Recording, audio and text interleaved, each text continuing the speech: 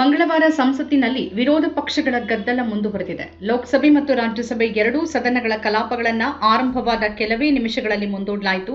ಎರಡೂ ಸದನಗಳಲ್ಲಿ ವಿರೋಧ ಪಕ್ಷಗಳು ಬಲವಾದ ಪ್ರತಿಭಟನೆ ನಡೆಸಿದ್ವು ಮತ್ತು ಕಲಾಪಕ್ಕೆ ಪದೇ ಪದೇ ಅಡ್ಡಿಪಡಿಸಿದ್ವು. ಸರ್ಕಾರ ಸಂಸತ್ ಅಧಿವೇಶನ ನಡೆಸೋದು ಕಷ್ಟಕರವಾಗ್ತಿದೆ, ಯಾವುದಕ್ಕೂ ಉತ್ತರ ನೀಡೋದನ್ನ ಸರ್ಕಾರ ತಪ್ಪಿಸಿಕೊಳ್ತಿರುವ ಬಗ್ಗೆ ಪ್ರತಿಪಕ್ಷಗಳು ಅಸಮಾಧಾನಗೊಂಡಿವೆ. ಪ್ರಧಾನಿ ಮೋದಿ ಮತ್ತು ಗೃಹ ಸಚಿವ ಅಮಿತ್ ಶಾ ಸಂಸತ್ತಿಗೆ ಯಾಕೆ ಹಾಜರಾಗೋದಿಲ್ಲ ಅನ್ನೋದು ವಿಪಕ್ಷಗಳ ಪ್ರಶ್ನೆಯಾಗಿದೆ.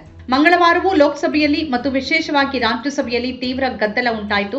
ಸಂಸತ್ತಿನ ಈ ಮೂರನೇ ವಾರ ವಿರೋಧ ಪಕ್ಷ ಅಯೋಧ್ಯೆಯಲ್ಲಿನ ಕಾಣಿಕೆಗಳ ಕಳ್ಳತನ ಮತ್ತು ಅದರ ನಂತರ ಜುಲೈ 20ರಂದು ವಿದ್ಯಾರ್ಥಿಗಳ ಮೇಲೆ ನಡೆದ ಪೊಲೀಸ್ ಹಿಂಸಾಚಾರದ ಬಗ್ಗೆ ಅಮಿತ್ ಶಾ ಮತ್ತು ಬಿಜೆಪಿ ಉತ್ತರಿಸಬೇಕು ಅಂತ ಒತ್ತಾಯಿಸ್ತಾ ಇದೆ. ಸಂಸತ್ತಿನಲ್ಲಿ ಇದರ ಬಗ್ಗೆ ಚರ್ಚೆ ನಡೆಸಬೇಕಾಗಿದೆ, ಆದರೆ ಸರ್ಕಾರ ಅದನ್ನ ತಪ್ಪಿಸುತ್ತಿದೆ. ಪ್ರಧಾನಿ ಮೋದಿ ಮಂಗಳವಾರ ಸಂಸತ್ತಿಗೆ ಬಂದಿರೋದು ವರದಿಯಾಗಿತ್ತು. ಬೆಳಿಗ್ಗೆ ಸಂಸತ್ ಸಂಕೀರ್ಣದಲ್ಲಿ ಎನ್ಡಿಗೆ ಸಭೆ ಇತ್ತು ಅಂತ ಹೇಳಲಾಗಿದೆ.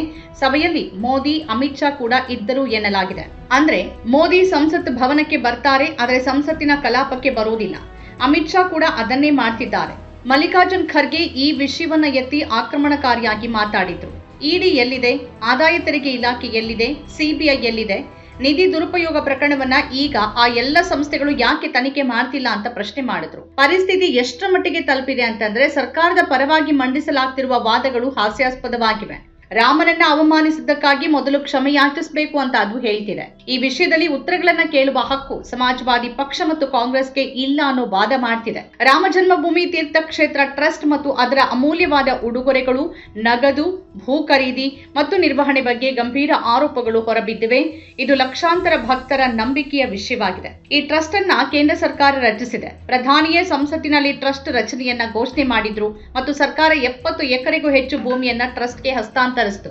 ಭೂಮಿ ಪೂಜೆಯಿಂದ ಹಿಡಿದು ಪ್ರಾಣ ಪ್ರತಿಷ್ಠಾಪನೆವರೆಗಿನ ಪ್ರತಿಯೊಂದು ಪ್ರಮುಖ ಕಾರ್ಯಕ್ರಮದಲ್ಲೂ ಪ್ರಧಾನಿ ಹಾಜರಿದ್ರು. ಅವರೀಗ ಉತ್ತರಿಸ್ತಾರ ಅಂತ ವಿಪಕ್ಷ ಕೇಳ್ತಿದೆ. ಪ್ರಶ್ನೆಗಳನ್ನ ಕೇಳುವ ಹಕ್ಕು ಪ್ರತಿಪಕ್ಷಗಳಿಗಿಲ್ಲ ಅಂತ ಸರ್ಕಾರ ಹೇಳ್ತಿದ್ರೆ ಪ್ರಶ್ನೆಗಳನ್ನ ಕೇಳುವ ಹಕ್ಕು ಯಾರಿಗಿದೆ? ಅದರ ಈ ವಾದ ಬಿಜೆಪಿ ಎಷ್ಟು ಗೊಂದಲಕ್ಕೊಳಗಾಗಿದೆ ಅನ್ನೋದನ್ನ ತೋರಿಸುತ್ತೆ. ಲೋಕಸಭೆಯಲ್ಲೂ ಕೂಡ ಕೇವಲ 4 ನಿಮಿಷಗಳಷ್ಟೇ ಕಲಾಪ ನಡೆದ ಬಳಿಕ ಮುಂದೂಡಬೇಕಾಯಿತು.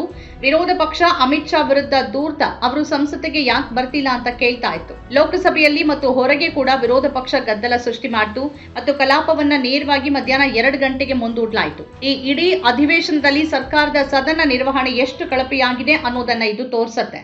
ಈ ಬಗ್ಗೆ ನಿನ್ನೆ ಸಭೆ ಕರೆಯಲಾಗಿತ್ತು. ಓಂ ಬಿರ್ಲಾ ಕೂಡ ಹಾಜರಿದ್ರು. ಆಡಳಿತ ಪಕ್ಷ ಮತ್ತು ವಿರೋಧ ಪಕ್ಷಗಳಿದ್ವು.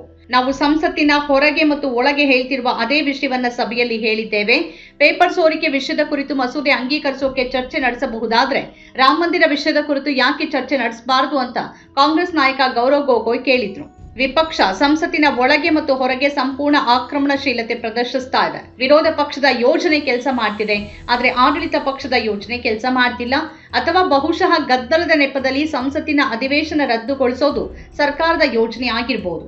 ಯಾಕಂದ್ರೆ ಸಂಸತ್ತು ಮುಂದುವರೆದ್ರೆ ಸರ್ಕಾರ ಉತ್ತರಿಸಬೇಕಾದ್ರೆ ಅಮಿತ್ ಶಾ ಬರ್ಬೇಕಾಗತ್ತೆ. ಇದೇ ಬಿಜೆಪಿ ಯುಪಿಎ ಕಾಲದಲ್ಲಿ ವಿರೋಧ ಪಕ್ಷದಲ್ಲಿದ್ದಾಗ ಇಡೀ ಅಧಿವೇಶನವನ್ನೇ ಗದ್ದಲದಿಂದ ಹಾಳು ಮಾಡಿತ್ತು. ದಿವಂಗತ ಬಿಜೆಪಿ ನಾಯಕ ಅರುಣ್ ಜೇಟ್ಲಿ ಅವರು ವಿರೋಧ ಪಕ್ಷದ ನಾಯಕರಾಗಿದ್ದಾಗ ಮತ್ತು ಮನಮೋಹನ್ ಸಿಂಗ್ ಅಧಿಕಾರದಲ್ಲಿದ್ದಾಗ ಪ್ರಜಾಪ್ರಭುತ್ವದಲ್ಲಿ ವಿರೋಧ ಪಕ್ಷದ ಗದ್ದಲ ಒಂದು ಆಯುಧ, ಅದರ ಪ್ರತಿಭಟನೆಯನ್ನ ದಾಖಲಿಸುವ ಒಂದು ಮಾರ್ಗ ಅಂತ ಹೇಳಿದ್ರು. ಈಗ ಅದೇ ಬಿಜೆಪಿ ಸರ್ಕಾರಕ್ಕೆ ಇದಕ್ಕಿಂತ ಬೇರೆ ದಾರಿ ಇಲ್ಲ. ಮೊದಲ ದಿನದಿಂದಲೇ ವಿರೋಧ ಪಕ್ಷಗಳು ನಿಧಿ ಕಳ್ಳತನದ ವಿಷಯವನ್ನ ಎತ್ತುತ್ತಾನೆ ಬಂದಿದ್ದಾವೆ ಮತ್ತು ದೆಹಲಿಯಲ್ಲಿ ಏನಾಯ್ತು ಅನ್ನೋ ವಿಷಯವನ್ನ ಎತ್ತುತ್ತಿವೆ. ಆದರೆ ಸರ್ಕಾರ ಅದರ ಬಗ್ಗೆ ಉತ್ತರಿಸೋಕೆ ಸಾಧ್ಯವಾಗ್ತಿಲ್ಲ. ಸರ್ಕಾರ ಸಂಪೂರ್ಣವಾಗಿ ಹಿಂದೆ ಸರಿದಿದೆ ಅನ್ನುವಂತೆ ಕಾಣ್ತಿದೆ. ಇದನ್ನ ಸಹಿಸಿಕೊಳ್ಳೋದು, ಸಂಸತ್ ಕಲಾಪ ಮುಂದೂಡೋದನ್ನ ಬಿಟ್ಟು ಸರ್ಕಾರಕ್ಕೆ ಬೇರೆ ದಾರಿ ಇಲ್ಲ ಅಂತ ಇದು ತೋರಿಸ್ತಿದೆ. ನಮ್ಮ ಕಾರ್ಯಕ್ರಮಗಳನ್ನ ನೀವು ನೋಡ್ತಾ ಇದ್ರೆ ನಮ್ಮ ಚಾನೆಲ್ ಅನ್ನ ಸಬ್ಸ್ಕ್ರೈಬ್ ಮಾಡಿ, ಪಕ್ಕದ ಬೆಲ್ ಐಕಾನ್ ಒತ್ತಿ ನಮ್ಮನ್ನ ಬೆಂಬಲಿಸಿ. ಹಾಗೆ ನಮ್ಮ ಕಾರ್ಯಕ್ರಮಗಳನ್ನ ಲೈಕ್ ಮಾಡಿ, ಕಮೆಂಟ್ ಮಾಡಿ, ಅದನ್ನ ಬೇರೆಯವರಿಗೂ ವಾಟ್ಸ್ಆಪ್ ಮೂಲಕ ಶೇರ್ ಮಾಡಿ. ನೀವು ಹೀಗೆ ಮಾಡಿದಾಗ ನಮ್ಮ ಚಾನೆಲ್ ಮತ್ತಷ್ಟು ಜನರಿಗೆ ತಲುಪಲು ನೀವು ನಮ್ಮೊಂದಿಗೆ ಸಹಕರಿಸಿದ ಹಾಗಾಗುತ್ತೆ. ಇದು ನೀವು ಯಾವುದೇ ಖರ್ಚಿಲ್ಲದೆ ಕೆಲವೇ ಸೆಕೆಂಡುಗಳಲ್ಲಿ ನೀಡಬಹುದಾದ ಸಹಕಾರ. ಧನ್ಯವಾದಗಳು.